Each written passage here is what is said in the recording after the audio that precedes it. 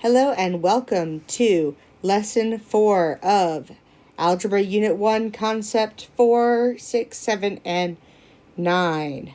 Our objective today: scholars will understand how changes to functions can transform the function.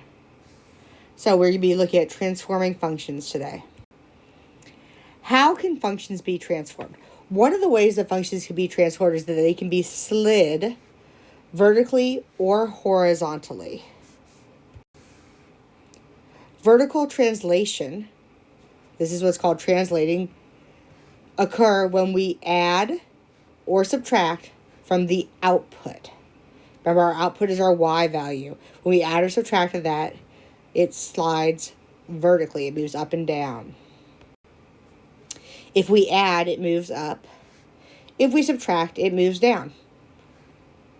So if you look over here, you'll see that if we add or subtract here at the end, after everything else, it moves up or down. Horizontal translations occur when we add or subtract from the input. Adding moves left, subtracting moves right. Now, this part is sort of counterintuitive. Normally, we think of adding moving to the right and subtracting moving left. In this case, though, adding moves left, subtracting moves right. What I talk about doing this to the input. If you look over here, if we do our adding here, if we add to our input before we do anything to it, that is what slides it horizontally. When we add to our input, as opposed to adding to our output, which is the entire thing.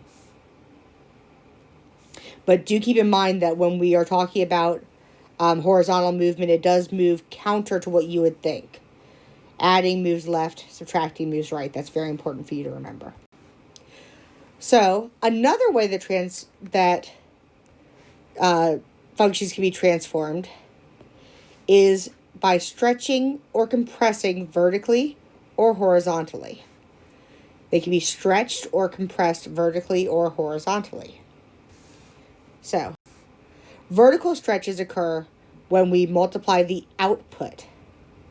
When we do this, the x-intercept stays the same. So if you look over here, if I multiply the entire thing, the output, what we get at the end after we've done everything that we would normally do in our function, if I multiply it, whatever I multiply by a number greater than 1, it's going to stretch it. So you see I took this original blue line and just stretched it vertically. It's like I grabbed the paper and just stretched it. You'll notice the x-intercept stays the same when we do this. We can also have stretches or compressing horizontally. And in that case, the y-intercept stays the same. Okay? We multiply our input, the y-intercept stays the same. So that's shown over here. If I take and multiply just the input, it stretches horizontally. Notice this, the y-intercept stays the same, and it's like I grabbed this and just stretched this paper from side to side horizontally. Compression is when our scale factor is less than 1. If it's a fraction or a decimal that's less than 1, then it compresses. It's like I'm pushing down on it instead of stretching it.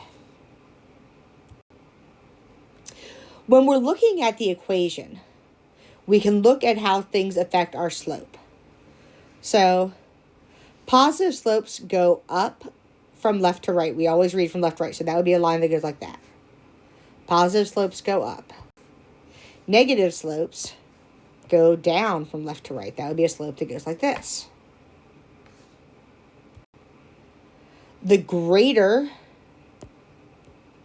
the absolute value of the slope, the absolute value, the steeper the line. So a line like this has a greater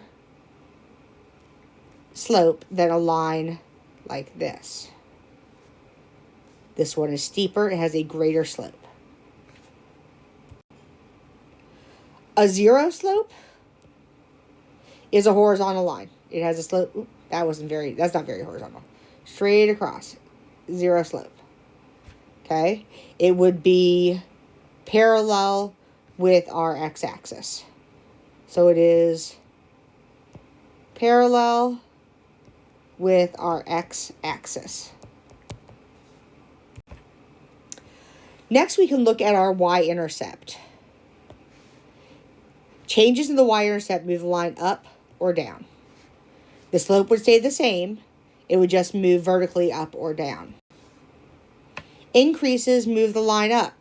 If I add to my y-intercept, it goes up. Decreases move the line down. If I subtract from it, it goes down.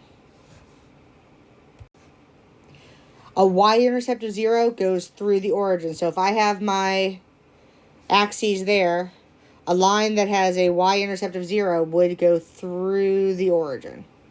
Goes through this part right here. That's called the origin where the two axes meet. So, good luck with your classwork today. Have a great day.